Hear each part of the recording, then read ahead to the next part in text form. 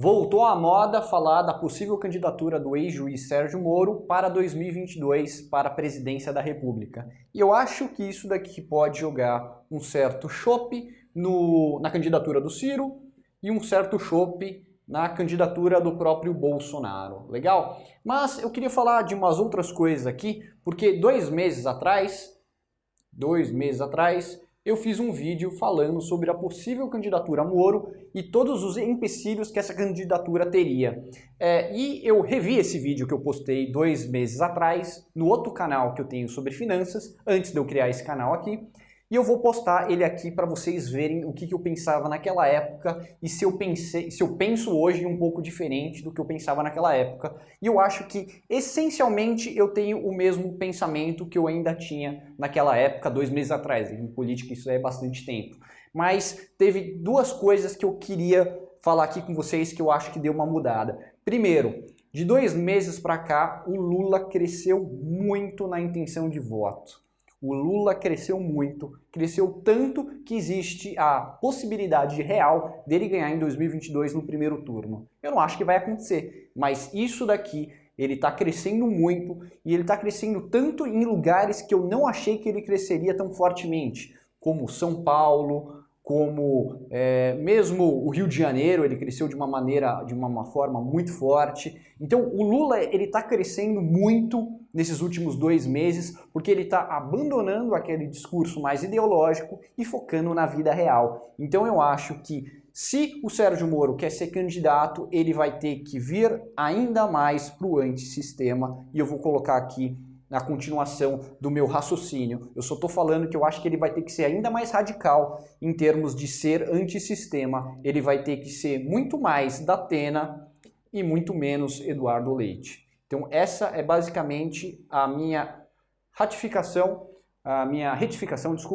sobre o vídeo que eu postei 2 meses atrás. E a última coisa, que a gente não pode parar de pensar de jeito nenhum. Não basta tirar o Bolsonaro do segundo turno. O Moro, eu acho que ele até pode fazer isso. Não acho que é tão fácil fazer isso, mas eu acho que ele até pode fazer isso. Só que no segundo turno ele vai ter que enfrentar o Lula. E se ele não tirar a vantagem de votos em estados-chave da federação, como por exemplo São Paulo, Rio de Janeiro, Rio Grande do Sul, RS e Minas Gerais, principalmente esses 3 últimos aqui. O São Paulo geralmente vota contra o PT, mas mesmo assim ele está parecendo que o Lula está indo muito melhor do que eu imaginava 2 meses atrás. Então, se você não tirar a diferença de voto nesses 3 estados, do Rio de Janeiro, Minas Gerais e Rio Grande do Sul, você não tem como ganhar do Lula. E agora eu vou colocar o link aqui dos vídeos passados que eu fiz, eu vou apertar meu dedo, né? Vou estalar meu dedo e vocês vão ver o Felipe de 2 meses atrás, antes de eu criar esse canal Terceira Via 2022. E se você tem interesse em mais das minhas análises, principalmente na área de economia e finanças, vai lá no outro canal. É isso aí. E o ex-juiz Sérgio Moro parece estar cogitando disputar a eleição de 2022 para presidente da República, né? E a gente está falando aqui, né, de um nome que ou falava que não era a época de falar sobre essa possível candidatura, ou que rechaçava abertamente a possibilidade de ser candidato à presidência em 2022. No último vídeo eu comentei sobre a possível candidatura do Sérgio Moro e como isso poderia jogar uma água no chope da candidatura do Ciro Gomes, e agora eu vou entrar um pouco mais a fundo sobre a candidatura, né, possível candidatura do Sérgio Moro, porque eu acho que ela tem alguns pontos positivos, mas muitos pontos negativos do ponto de vista eleitoral. Vamos lá. Aqui, só colocando um panorama que eu tenho colocado nos outros vídeos, eu coloco um eixo, né, de esquerda, direita, e aqui em cima eu coloco como sistema e antissistema, né? Quanto mais em cima, mais pró-establishment você é, quanto mais abaixo você está, mais contra o sistema você é. Daí você pode falar, nossa Felipe, por que você colocou o Bolsonaro aqui embaixo? Ele virou amiguinho do Centrão. Com certeza, mas esteticamente e em termos de narrativa, ele é um cara bastante revolucionário, bastante antissistema. Então, por mais que ele não seja tão antissistema quanto parece ser, ele tem essa imagem, né, essa persona política. Legal? A candidatura do Lula está vindo com bastante força aqui em direção ao centro, né? Acenando para centro-direita, meio que falando nos bastidores de que o Lula será Lula 1 e não uma possível candidatura Dilma Rousseff. Legal. O Ciro Gomes, no começo, parecia estar tentando disputar o eleitorado de esquerda com Lula e viu que não estava dando muito certo. O que o Ciro, muito astutamente, deve ter pensado? Falado assim, ó, o Lula eu acho que está garantido no segundo turno. O PT é uma força política muito forte no Brasil. Nas últimas 2 décadas, em eleição majoritária para presidente da República, perdeu uma vez só. E perdeu meio apertado. Então o Lula é praticamente certo que esteja no segundo turno. Bolsonaro não é certo que esteja no segundo turno.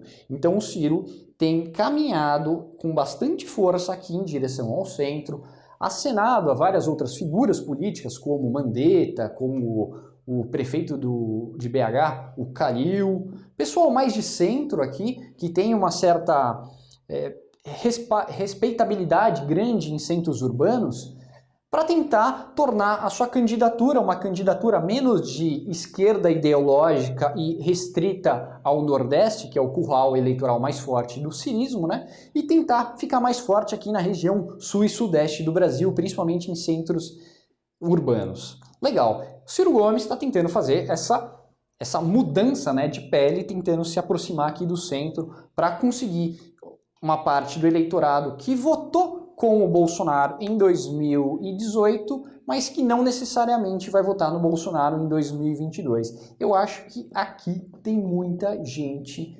ainda, eu acho que é o maior filão eleitoral de 2022, e eu acho que tem muita gente que está tentando pegar isso e não está conseguindo. Tem algumas pessoas que são obtusas, mas tão obtusas, que nem vê isso. Por exemplo, o pessoal do PSDB. PSDB é isso aqui, ó. PSDB é esse pessoal meio limpinho, falando eu defendo democracia, eu defendo uma política limpinha, bababá, bababá, aquele negócio bem xoxo mesmo, em cima do muro. E meio progressista nos costumes, tem medo de entrar na briga. Então aqui eu coloco tanto o PSDB quanto o Luciano Huck. Ele não vai ser mais candidato, mas tem o mesmo perfilzão PSDB, Luciano Huck. Isso aqui para mim é carta fora do baralho, a não ser que as coisas mudem muito e eu posso estar redondamente enganado. A minha tese é de que aqui existe um filão eleitoral muito grande e o Ciro Gomes está tentando pegar isso daqui, apesar de não ser propriamente ele. O Ciro Gomes não é essa pessoa, ele está tentando se apoderar dessa parte do eleitorado. Porém, a possível candidatura do Moro, que eu posicionaria mais ou menos aqui, tampouco me parece ser uma candidatura genuína de pessoas dessa região. Tirando a bandeira, né, a persona política do Moro de combate à corrupção, o que mais ele pensa sobre economia, sobre valores? Ninguém sabe direito. Provavelmente ele é muito mais próximo ideologicamente de pessoas que são um pouco mais punitivistas do ponto de vista judicial, como o Barroso. Tem muita gente de direita que gosta do Barroso, mas também tem muita gente que tem asco dele, porque ele é bastante progressista em muitos temas. Então, me parece que o Moro, ele é, em termos de alinhamento ideológico, muito mais próximo ao Barroso, ou mesmo ao ex-ministro do STF, o Joaquim Barbosa, que seria basicamente uma pessoa de centro-esquerda, que tem uma postura um pouco mais punitivista contra a bandidagem, né? Contra o crime violento, contra os crimes de corrupção passiva, ativa e coisas do tipo.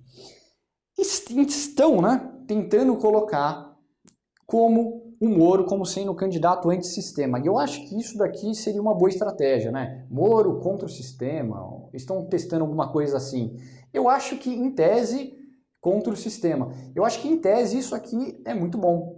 O problema é que eu não sei se isso cola, porque o Moro, tirando a bandeira do da combate à corrupção, eu não sei exatamente o que ele pensa nas outras coisas. Seria como se ele fosse antissistema e a gente estivesse analisando o sistema como sendo uma única dimensão. Se ser contra a bandidagem, ser contra a corrupção, se essa bandeira fosse unicamente o que elege um candidato à presidência da República, muitos candidatos poderiam ter ido muito melhor em 2018. Por exemplo, Álvaro Dias. Não é só isso, você precisa de muito mais do que isso para conseguir fazer uma candidatura de peso para vencer o Lula e o Bolsonaro em 2022. E eu acho que o Moro, ele deveria entrar em contato do ponto de vista estratégico, em termos de programa de governo, com alguém como o Amoedo, mas em termos de imagem popular, isso daqui não vai ser o suficiente. O Moro, ele é um cara muito pouco carismático. E você pode falar, ah, Felipe, mas a Dilma Rousseff também não era carismática e foi eleita presidente da República 2 vezes. É verdade, foi eleita mesmo 2 vezes. Porém, ela tinha essa figura, né? A figura do Lula e a figura do PT, que é o principal partido do Brasil ainda, provavelmente, que nas últimas 2 décadas ganhou quase tudo em termos de eleição presidencial. A formação de uma corrente, de uma persona política, persona pública política com peso foi muito habilmente construída pelo PT na época. Lembra? Dilmãe, eu lembro da época da Dilmãe. Pegou, deu certo isso daqui. Por mais que a gente olhe para trás e fale, nossa, coisa meio estranha, né? Mas elegeu a Dilma 2 vezes. E então, se a gente quer, do ponto de vista estratégico, do ponto de vista de imagem, fazer uma candidatura de terceira via que seja competitiva, você precisa mais do que um programa de governo. Tirando o pessoal meio cirista, né? O pessoal tem bastante cirista aqui nos meus vídeos, o pessoal sempre gosta de falar projeto de Brasil, projeto de Brasil, projeto de Brasil, indústria, coisas do tipo, mas é um público muito restrito, é o pessoal mais da militância. O povo, em geral, não tem tanto esse apelo programático explícito. Se você quer fazer a candidatura de Sérgio Moro ou de qualquer outra pessoa ser competitiva, precisa vir do submundo. E isso quer dizer que não basta você ser contra o sistema em termos de contra o STF e a bandidagem. Isso daqui é muito pouco. Muitas outras pessoas conseguem fazer isso. Porém, essa parte punitivista do Moro é uma coisa que pode contar muito a seu favor. Primeiro porque ele, apesar dele ser um cara mais punitivista, ele tem uma imagem relativamente palatável para o público feminino, coisa que o Bolsonaro está cada vez menos palatável. Mas se você quer tirar o Bolsonaro do segundo turno, isso aqui é importante, eu já esqueci, ó. Você precisa do voto masculino.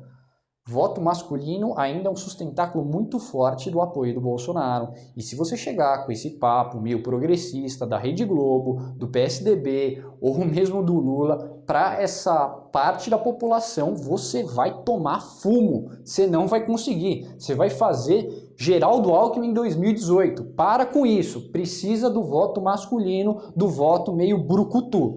Por isso que eu acho que, sei lá, a candidatura do Datena é muito mais própria disso do que uma possível candidatura do Moro. Não sei bem qual que é a do Datena, assim como eu não sei bem qual que é a do Sérgio Moro. Porém, em termos de pesquisa eleitoral, ele geralmente aparece empatado com o Ciro Gomes, às vezes até um pouco na frente, e por isso eu achei interessante fazer esse vídeo aqui. Veja os outros vídeos do canal, eu vou fazer outros vídeos analisando outras candidaturas, então se você quer ver essas análises, por favor, se inscreva no canal, comente aí embaixo se eu deixei passar alguma coisa, porque às vezes eu faço um script aqui, na hora eu falo o que vem na minha cabeça. É isso aí, um abraço, tchau, tchau.